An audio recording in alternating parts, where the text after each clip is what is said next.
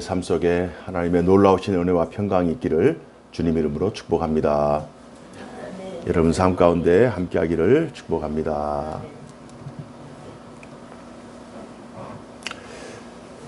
오늘 말씀의 제목은 신자의 삶에 나타난 하나님의 임마누엘입니다. 우리들의 삶 속에 하나님이 늘 함께하신다. 임마누엘, 하나님이 우리와 함께하신다. 우리와 동행하신다. 본문을 살펴보기 전에 두 가지 사실을 확인해 볼 필요가 있습니다. 첫 번째 사실은 하나님의 피조 세계는 감각하지 못할 뿐 실제로 존재하는 것들이 참으로 많다. 우리가 느끼고 보고 듣고 이렇게 우리가 감각 기관을 통해서 느끼지 못할 뿐이지 실제로 존재하는 것이 많다. 인간은 너무 큰 것도 또 너무 작은 것도 볼 수 없는 유한한 능력을 가지고 있습니다. 그래서 어떤 도구를 통해서 작은 것을 크게 보는 현미경, 또 먼 것을 가까이 보는 망원경, 이런 것들을 통해서 우리가 보고 싶은 물체를 확인하죠. 우리가 보지 못한다고 해서, 우리가 듣지 못한다고 해서, 느끼지 못한다고 해서 실제 존재하는 것이 없어지는 것이 아니라 여전히 존재하지만 우리가 무능력하기 때문에 또 우리의 능력의 한계치가 존재하기 때문에 그것을 발견하지 못할 뿐입니다. 우리가 감각하지 못한다고 하여 실제로 존재하는 것이 존재하지 않는 것이 아니다. 이게 이제 첫 번째 오늘 말씀을 이해하는 전제입니다. 우리가 감각하지 못한 것이 실제로 존재한다. 첫 번째 전제. 두 번째 전제는 하나님의 창조 세계에는 두 가지 속성들이 각각 독립적으로 존재하지만 함께 존재하기도 한다. 좀 더 쉽게 말씀드리면 하나님께서 창조한 이 창조 세계 피조물은 특히 우리 인간만 보아도 인간은 영과 육으로 존재하잖아요. 그러니까 영혼이 따로 존재하고 또 육체가 따로 존재하지만 두 속성이 다른 각각의 속성이 하나로 존재하는, 서로 섞여서 존재하는 그 속성을 우리가 가지고 있다는 거예요. 그래서 우리가 어떤 선한 얘기를 하잖아요. 그러면 선한 행위를 하려고 하는 그 의지나 의도가 있을 수 있고 실제로 우리의 육체가 선한 행위를 할 수 있는 드러난 실체가 되잖아요. 그래서 우리의 감정이나 우리의 의지가 또 다른 속성일 수도 있고 우리의 육체가 또 다른 속성일 수가 있지만 그러나 이 둘이 각각 다른 속성들이 하나가 돼서 한 몸이 되는 거예요. 우리가 살아가는 이 피조 세계에는 각각 다른 속성들이 있지만 그 속성들이 하나가 되어서 하나로 움직이는 그러한 요소들이 있다. 이게 이제 두 번째 전제예요. 이 두 가지 사실을 우리가 충분히 이해하고 있다면 오늘 본문이 굉장히 쉽게 이해될 수 있을 것입니다. 어느 학자가 주중에 칼럼을 하나 썼는데요. 육체와 죄가 구별될 수 없어서 죄 지은 육체는 죄인이라고 해서 죄의 형벌을 받거나 또는 죄로 인해서 이제 구속되기도 하잖아요. 징계를 받거나. 그래서 모든 인간은 두 가지 죄와 육체 다른 속성을 가지고 있지만 그 죄의 경향성으로 말미암아 죄를 지음과 동시에 육체 또한 죄인이 돼버려요. 이 피조 세계는 그래요. 그러나 이 피조의 세계 질서를 깨트리고 이 피조 세계와 독립적으로 행동한 그 분이 바로 예수님이죠. 왜냐? 예수님은 죄의 육체를 가지고 이 땅에 육체를 가지고 있었지만 죄 없으신 육체를 가지고 있기 때문에 죄의 세상에서 죄에 속하지 않는 그런 독특한 인생을 살아가신 분이 바로 예수님이라는 거예요. 피조 세계는 두 가지 속성들이 서로 존재하면서 지배를 받거나 종속되거나 또 이렇게 다스리거나 이런 구조이지만 하나님의 세계에는 이것이 따로 존재할 수도 있고 오히려 역행할 수도 있고 이것을 우리가 인식하는 것이 중요합니다. 이 두 가지 사실을 인정할 때 오늘 말씀이 큰 은혜로 다가올 수 있는데요. 왜 바울이 오늘 갈라디아 3장 말씀을 통해서 이 사실을 이제 언급하냐면 3장 1절에 바울이 갈라디아 교인들을 향해서 어리석도다 이 말씀을 선포합니다. 어리석도다. 우리 1절 말씀 한번 살펴볼까요? 1절 말씀 어리석도다 갈라디아 사람들아. 다 같이 읽습니다. 시작. 어리석도다 갈라디아 사람들아. 예수 그리스도께서 십자가에 못 박히신 것이 너희 눈앞에 밝히 보이거늘 누가 너희를 꾀더냐. 예수 그리스도께서 못 박혀서 우리에게 복음을 주셨고 하나님의 나라가 이미 선포되었음에도 불구하고 여전히 예수님께서 선포한 복음 이전에 율법 또 제사장 나라 그런 그 이스라엘의 한 종교에 왜 머물러 있느냐라고 바울이 탄식하는 거죠. 이미 복음의 시대를 살아가고 있으면서도 복음이 자신들의 현실 세계에서 그 복음의 물줄기가 이렇게 줄기차게 흘러가고 있는 것을 왜 깨닫지 못하느냐. 눈에 보이는 율법만 보지 말고 눈에 보이지 않는 그 복음, 눈에 보이지 않는 하나님의 나라가 여전히 실제하면서도 유대인들이 느끼지 못한다고 해서 그 당시 사람들이 이 하나님의 구속 역사를 깨닫지 못한다고 해서 그 구속 역사가 존재하지 않는 것이 아니라 너희들이 느끼지 못할 뿐이지 보지 못할 뿐이지 듣지 못할 뿐이지 여전히 하나님의 구속 역사는 진행되고 있다라고 하는 두 가지 속성이 진행되고 있고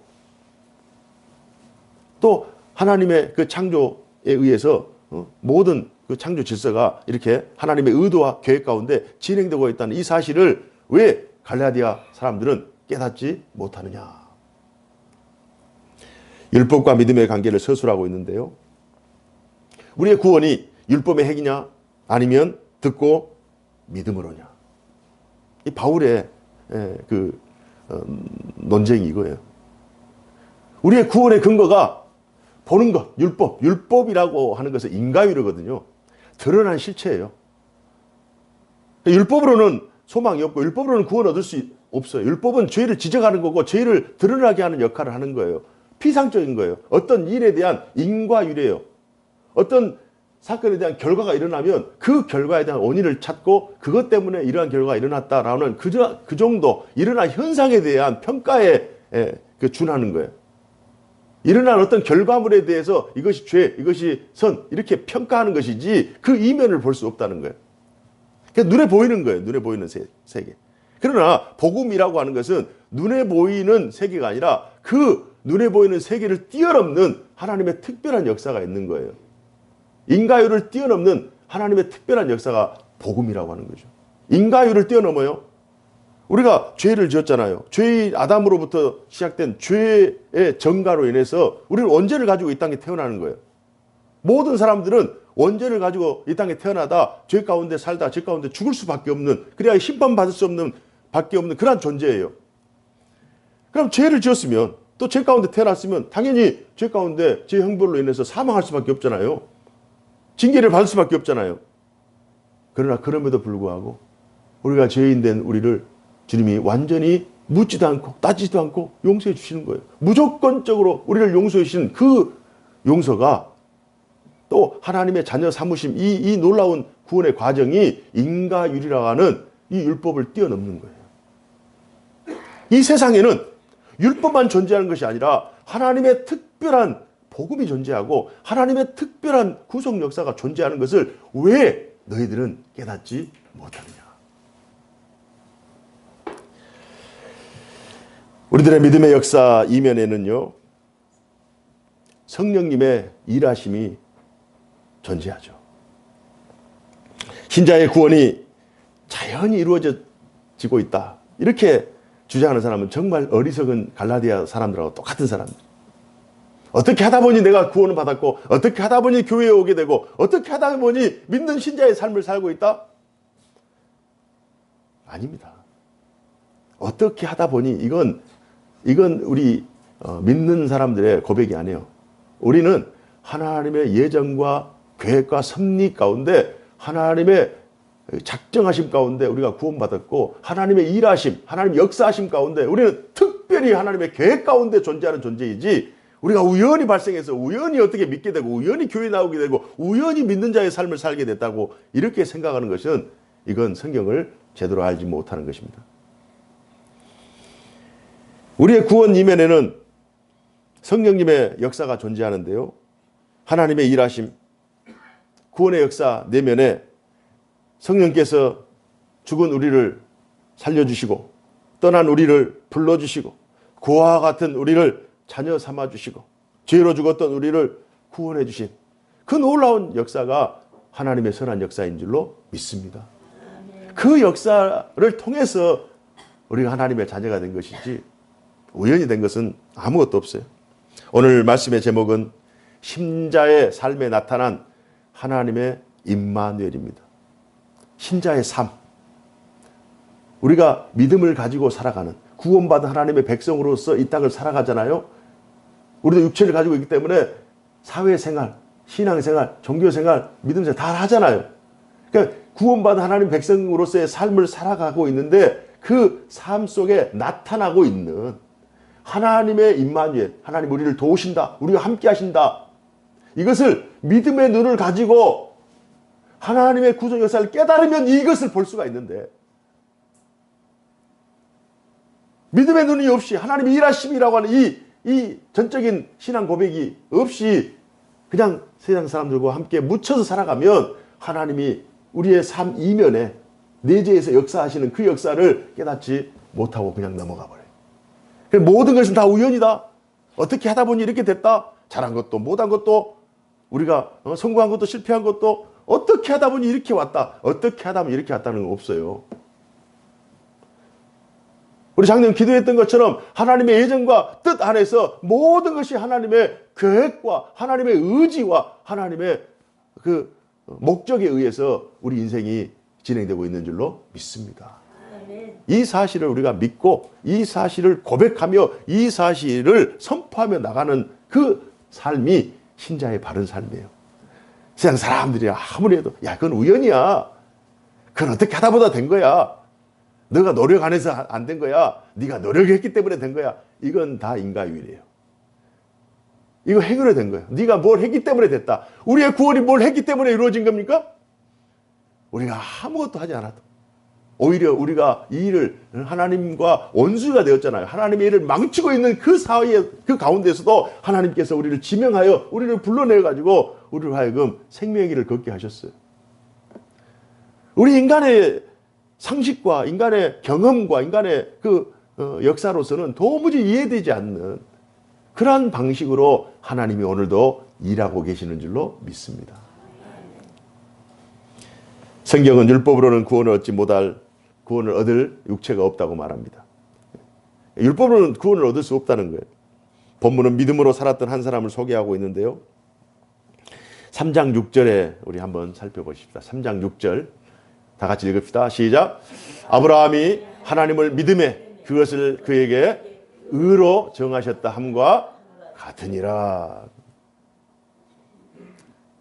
갈라디아서를 기록하고 있는 특히 본문을 기록하고 있는 바울이 이 사실에 대해서 하나님의 백성들은 율법이나 어떤 행위나 드러나 어떤 우리의 공로나 노력으로 구원을 얻는 것이 아니라 하나님의 개입, 하나님의 인도하심, 하나님의 도우심 그 연장선상에서 하나님의 그 절대 주권 하에 하나님의 구원이 진행되고 있다는 사실. 그래서 한 사람의 예를 드는데요. 아브라함이죠. 아브라함은 하나님의 인도하심을 받고 갈대아 우르에서 하나님이 지시할 땅으로 보냄을 받습니다. 자기가 알고 간 것이 아닙니다. 가고 있는 사이 하나님께서 지시할 거라는 거예요. 우리가 믿음 생활하고 또 기도하면서 인생을 살아가는데 우리가 가는 그 인생의 여정, 그 길목이 우리가 알고 가는 것이 아닙니다. 하나님께서 그때그때 지시할 그 땅을 가는 거예요. 그때그때마다 필요할 때 건강도 주시고 물질도 주시고 지혜도 주시고 믿음도 주시고 담력도 주시고 용기도 주시는 거예요. 아브라함이 그렇게 살았어요.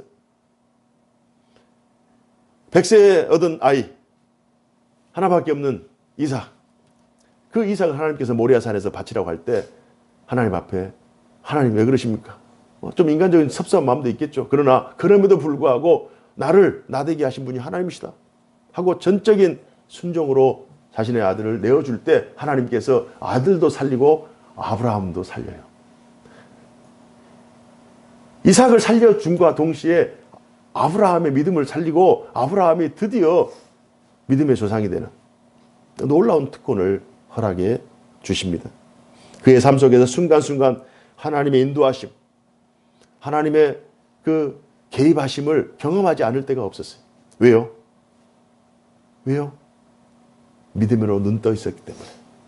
하나님의 구속 역사에 그 영적 인지력, 영적 감각이, 영적 센스가 늘 활동하였기 때문에 큰 일도 하나님의 개입이 있었고 일상에서 일어나는 작은 일까지도 하나님의 그 구속 역사가 지금 나의 삶 속에서 일어나는 그 나의 삶은 하나님의 구속 역사의 현장이다.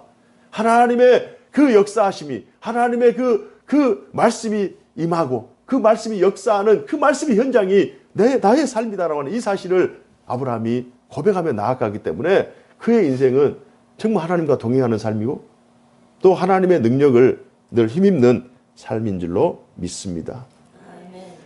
그래서 아브라함이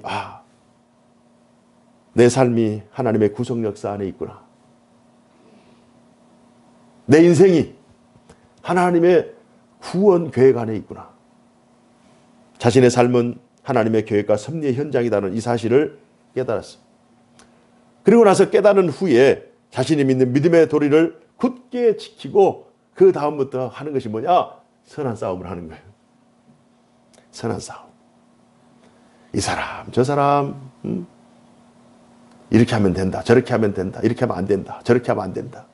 세상에 온갖 소리들이 아브라함에게 들리지 않았겠어요? 애굽으로 내려가라. 내려가지 말라.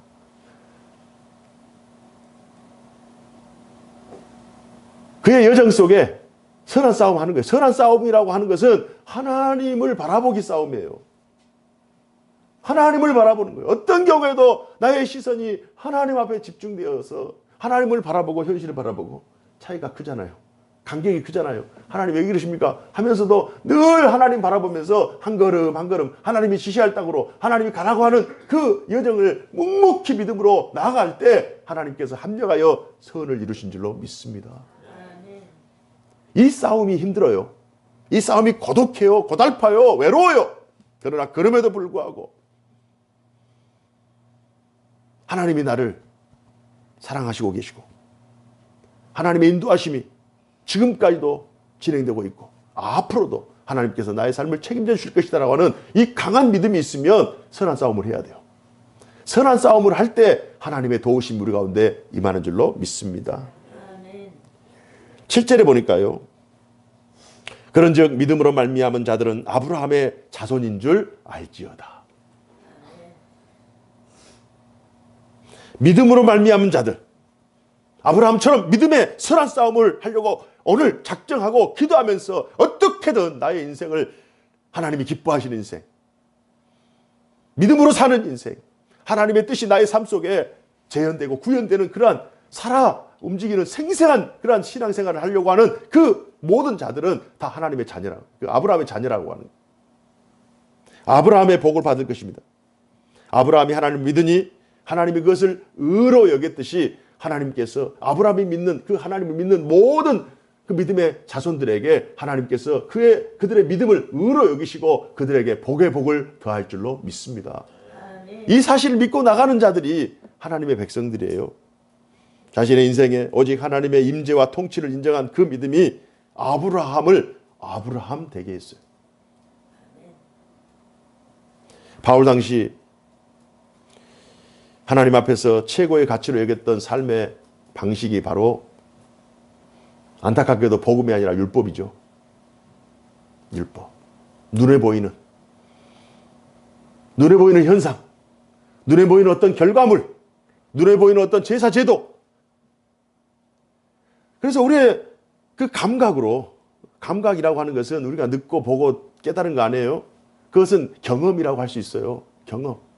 우리의 경험치, 우리의 이해 수준, 우리의 논리, 우리의 상식, 그 범위에서 이루어지는 것이 하나님의 일하심이라고 생각하는 그 의식이 팽배해 있었어요. 거기에서 한 발자국도 나가지 못해요. 믿음이 있다면 한 발자국이라도 더 나갈 텐데 거기에서 갇혀버린 거예요. 형식에 갇혀버린 거예요. 그걸 최고의 선이라고, 최고의 가치라고 생각하고 있어요. 율법주의자가. 율법주의. 율법이 아니면 안 된다는 거예요. 자신들에게 행복을 가져다 준다고 믿고 행동했던 그 방식들이 율법 준수예요. 어떻게든 율법을 지켜 행하면 그들에게 구원이 있을 것이다. 하나님 보시기에 어리석은 거죠. 오늘날에도 이런 방식으로 많은 사람들이 눈에 보이는 현상에 영향을 받으며 살아갑니다. 오늘날 율법은 뭘까요? 오늘날 유대인들이 지키는 율법을 지킬 수는 없잖아요. 오늘날 21세기를 살아가는 2023년을 살아가는 우리들에게 율법은 과연 무엇일까요? 눈에 보이는 현상들, 이것 아니면 안 된다, 저것 아니면 안 된다 라고 하는 최고의 가치라고 여기는 그것들이 무엇일까요? 그것들은 우리를 행복하게 만들어줄 것이다 라고 하는 그 이름으로 우리에게 다가올 것입니다. 이것을 행하면 행복해져, 이것을 행하면 더 잘 살게 돼, 이걸 행하면 더 안정적으로 살 수 있어. 요즘으로 말하면 과학과 문명이겠죠. 과학과 문명이 우리를 행복하게 해준다. 과학은 보여지는 결과나 현상만을 연구하는 학문이지 결코 원인이나 근원에 대한 파악을 할 수 없어요. 나타나는 어떤 결과물 가지고 그걸 평가하는 것이지 그 원인이나 어떤 근본을 파악할 수 없습니다. 그리고 과학자들이라고 해서 어떤 문명이라고 해서 되어지는 모든 일들을 다 아느냐? 그러지도 않아요. 그러지도 않아요. 과학과 문명 이면에는 진화 가설이 있어요. 인간은 늘 발전한다는 거예요. 인간은 늘 더 선을, 더 고귀한 가치를 위해서, 더 나은 행복을 위해서 발전하고 전진한다는 거예요. 이게 진화론이죠. 진화 가설이에요. 진화 거짓말. 진화 가설. 진화론의 영향을 받아서 정치는 공산주의가 되고 경제는 자본주의가 되고 문화는 포스트 모더니즘이 되고 종교는 유실론적 진화론. 이런 현상들이 이 세상에 팽배해 있는 거예요. 인간이 노력하면 잘 살게 될 것이다. 더 노력하면 더 잘 살게 될 것이다. 왜 못 사느냐? 네가 노력하지 않았기 때문이다. 인과율이 이 세상에 팽배해 있어요. 여러분, 노력하면 정말 잘 살아지나요? 수고한 대로 잘 살 수 있어요? 그럼 반대로 수고하지 않았다고 다 망하나요? 노력하지 않았다고 다 나락으로 떨어지고 있나요? 그건 아니라고 하는 거예요. 우리가 알지 못하는 하나님의 손이, 하나님의 그 절대 주권이 우리를 붙들고 있기 때문에 하나님이 허용하시면 가하고 하나님이 막으시면 부하는 거예요.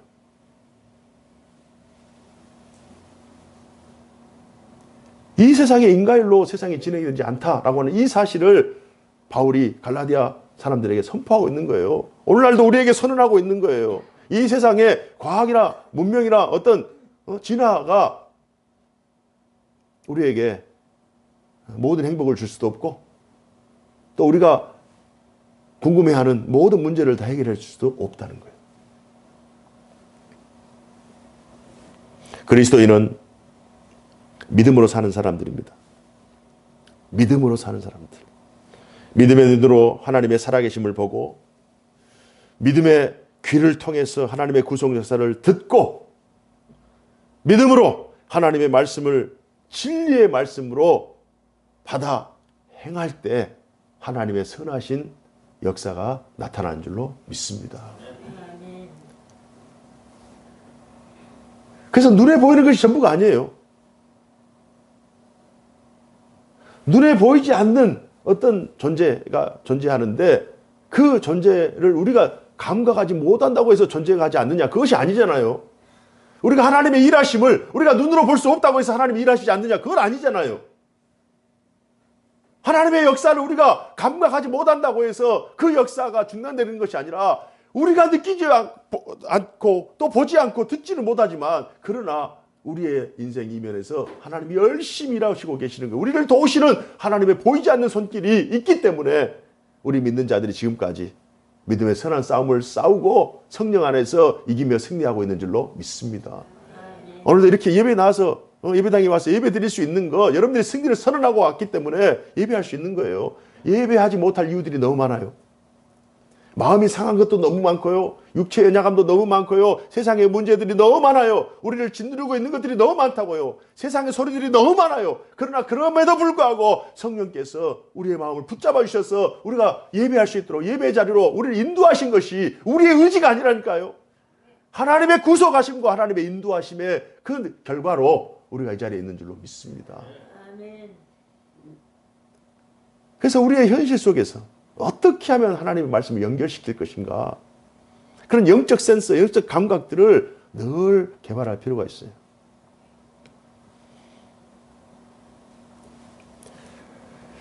팔 절의 내용을 보면요, 아브라함과 같은 방식으로 믿으면 하나님께서 그 사람에게 아브라함과 같은 복을 내려주실 것이다 라고 하는 말씀을 선언하고 있습니다. 우리 다 같이 한번 읽어볼까요? 시작.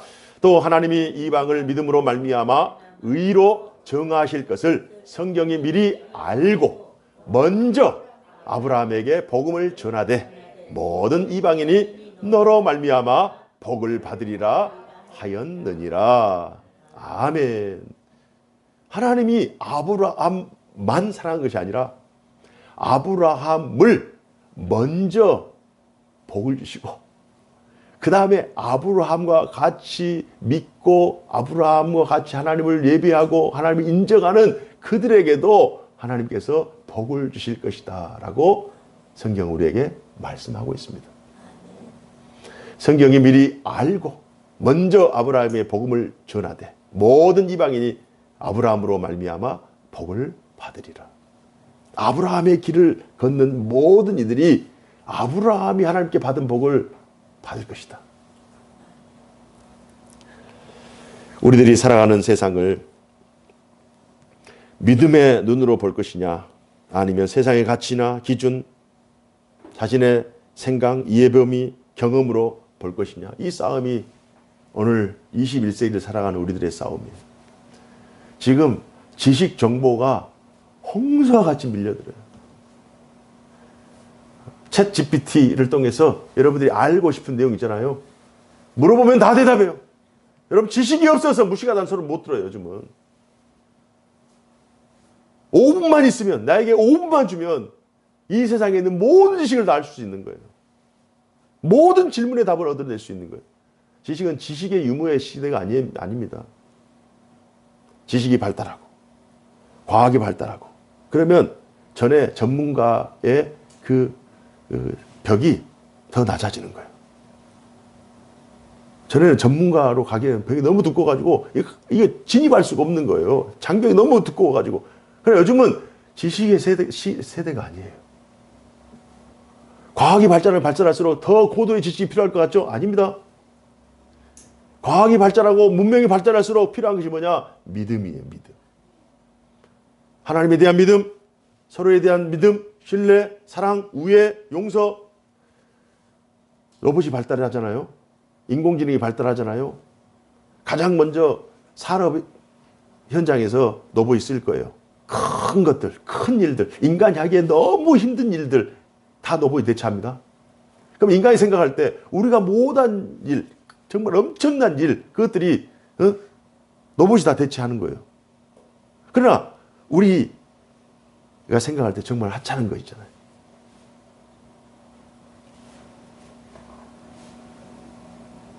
하찮은 것이라고 해서 중요하지 않는 것이 아닙니다. 따뜻한 말 해주는 거, 위로해 주는 거, 또 연약한 사람을 돌봐주는 거, 환자들을 돌봄을 로봇이 못해요. 인간만이 할 수 있는 거예요. 과학이 고도화되고 정말 문명화될수록 큰 바깥일을 할 수 있어요. 대체할 수 있다니까요. 그러나 인간 본연이 할 수 있는 일을 못하는 거예요. 세상의 지식이 정말 홍수와 같이 많다 할지라도, 밀려온다 할지라도 그 지식이 우리의 믿음을 대체하지 못해요. 그래서 앞으로는 믿음의 시대예요. 믿음의 시대. 믿는 자들의 시대라고요.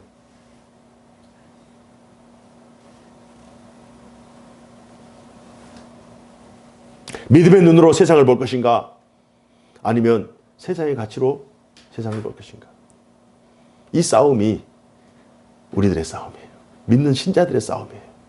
그래서 이 믿음의 눈으로 세상을 본다라고 하는 이 믿음을 가지고 있다면 신자의 그 신앙 여정 속에 하나님의 그 임마누엘이 피부로 느껴지는 거죠. 영적 센스를 통해서 이 일도 하나님이 하셨구나. 하나님이 이렇게 하셨구나. 하나님이 이렇게 역사하셨구나. 이걸 깨닫는 거예요.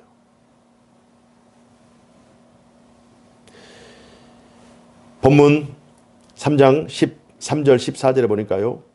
그리스도께서 우리를 위하여 저주를 받은 바 되사 율법의 저주에서 우리를 속량하셨으니 기록된 바 나무에 달린 자마다 저주 아래 있는 자라 하였습니다. 이는 그리스도 예수 안에서 아브라함의 복이 이방인에게 미치게 하고 또 우리로 하여금 믿음으로 말미암아 성령의 약속을 받게 하려 함이라. 이 말씀입니다.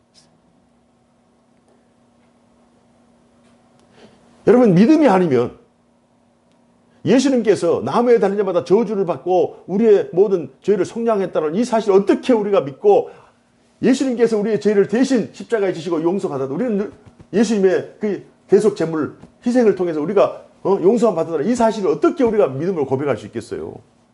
예수님의 죽으심이 어떻게 나의 죄에 대한 죽으심이 되고 예수님이 살아나심이 어떻게 나의 영혼에 대한 살아남이 되겠냔 말이에요. 믿음이 없이는 불가능한 일이에요. 그럼 이 사실을 믿고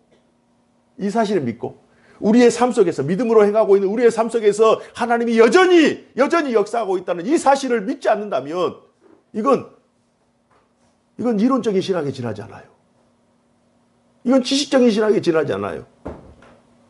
우리가 아는 것으로 끝나는 것이 아니라 우리가 성령을 통해서 실제 믿음을 통해서 이렇게 예수님의 십자가가 나를 살리시는 십자가, 나의 죄를 용서하는 십자가, 예수님의 부활이 나의 영혼에 대한 소생, 영원한 소망, 이 사실을 믿었잖아요.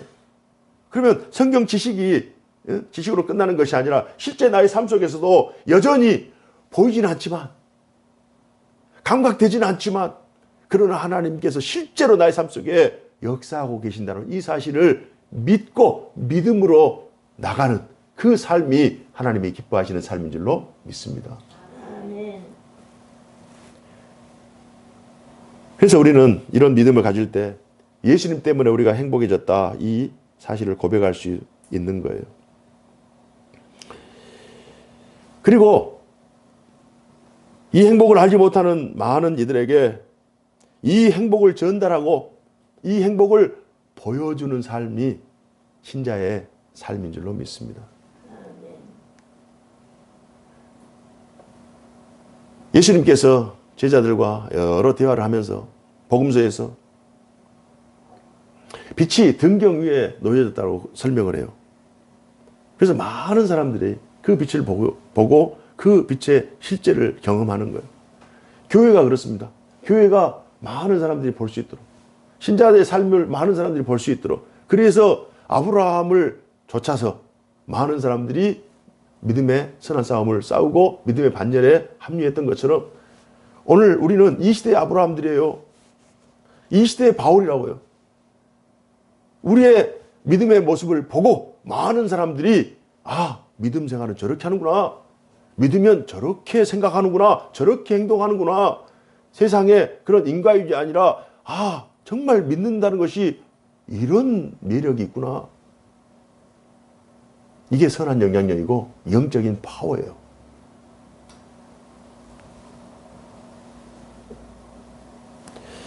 이러한 정체성과 관점으로 세상을 바라볼 때 세상은 여전히 하나님의 구속 역사가 진행되고 있고 행복하지 않는 사람들이 예수님 안에서 행복해지고 그 행복이 온 세상에 흘러가고 있다라고 하는 이 사실을 발견하게 되는 거예요.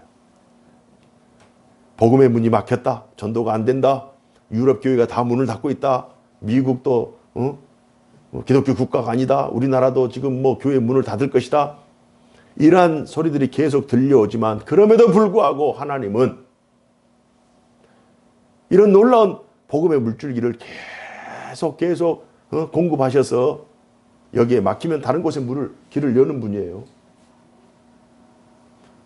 하나님 살아계셔서 역사하시는 분이기 때문에 세상의 소리에 너무 민감하게 생각하지 마시고 하나님의 말씀에 민감한 삶을 사시기를 주님의 이름으로 축복합니다. 신자로서 임마누엘의 삶을 누리는 삶, 신앙, 인생, 이러한 인생이 축복의 인생인 줄로 믿습니다. 신자의 삶 전체가 하나님의 구속 역사의 실제 현장이라는 사실이 믿음으로 고백되어질 때 감동이 되는 거예요. 감격하는 거예요. 내가 하나님 사랑을 받고 있구나. 세상 기준이 아닙니다. 세상과 비교해서 얻는 기준이 아니에요. 내가 하나님의 사랑을 받고 있구나. 하나님이 나를 이처럼 사랑하고 있구나. 그럼 매 순간순간이 감동이 되는 거예요. 밥 한 끼를 먹어도, 물 한 잔을 마셔도, 아침에 일어나서 눈을 떠도, 기지개를 해도, 화장실 다녀올 때도 이게 다 기적인 거예요. 다 하나님의 은혜인 거예요. 이게 하나님의 선한 역사의 현장이라는 사실을 우리가 느낄 때 감동이 되는 거예요. 사랑하는 성도 여러분, 한 주 동안도 이런 감격과 기쁨으로, 감격과 이 즐거움으로 하나님과 동행하면서 2023년 연말을 잘 마무리하시기를 주님의 이름으로 축복합니다. 기도하겠습니다. 은혜로우신 하나님 아버지 감사합니다. 오늘 주신 말씀 저희들이 믿음으로 받고 신자의 삶 속에 나타난 하나님의 임마누엘을 누리는 복된 삶 살게 하여 주옵소서. 주 예수님 이름으로 기도하옵나이다. 아멘.